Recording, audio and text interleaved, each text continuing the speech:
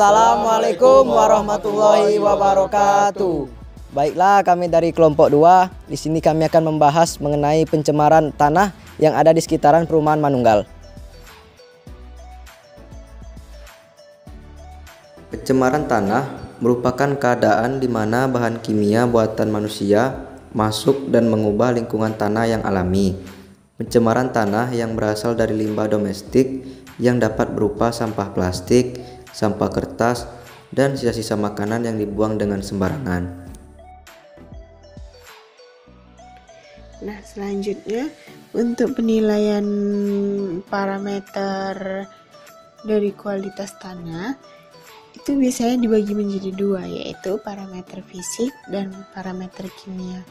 Nah, untuk parameter fisik yang diamati yaitu sifat fisik tanah yang meliputi tekstur, porositas, kapasitas lapang, berat jenis, dan berat volume. Selanjutnya, untuk parameter kimia tanah biasanya dapat dianalisis meliput dengan pH-nya, N total, K tersedia, P tersedia, KTK, dan C organik. Nah, selanjutnya lanjut ke pembahasan parameter pencemaran tanah. Nah, terdapat 3 parameter pencemaran tanah, yaitu parameter fisika, parameter kimia, dan parameter biologi.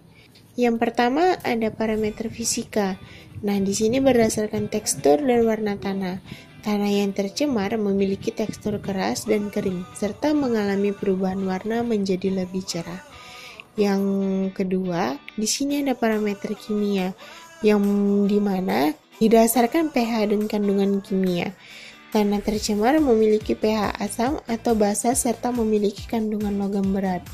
Nah, untuk yang terakhir, parameter biologi yang dimana didasarkan ada dan tidak adanya organisme bioindikator yang bisa menandakan tanah mengalami pencemaran. Karena tanah yang tidak tercemar akan memiliki cacing tanah di dalamnya.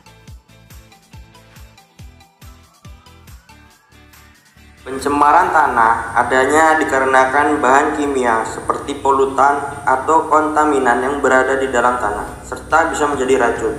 Pencemaran tanah juga bisa disebabkan oleh penggunaan pestisida dan pupuk kimia yang berlebih dapat menyebabkan tanah menjadi tercemar. Pestisida dan pupuk tersebut akan terserap ke dalam tanah sehingga membuat tanah menjadi tidak subur. Pencemaran tanah juga bisa terjadi karena ulah tangan manusia ataupun perubahan alam. Contohnya kebocoran limbah cair atau limbah bahan kimia industri dan zat kimia lainnya. Pencemaran tanah. Dampak pencemaran tanah terbagi menjadi 3, yaitu terhadap kesehatan manusia, ekosistem, dan kesuburan tanah. Yang pertama, dampak terhadap kesehatan manusia. Menyebabkan manusia lebih rawan terkena berbagai penyakit. Penyakit ini berasal dari gas-gas yang berasal dari celah tanah yang sudah tercemar. Manusia pun tidak sengaja akan menghirup gas beracun itu. Jangka panjangnya, manusia akan mengalami pusing, mual, iritasi mata, ruam kulit, dan gangguan pernapasan. Kedua, dampak pencemaran tanah terhadap ekosistem. Ekosistem alam juga merasakan dampak pencemaran tanah.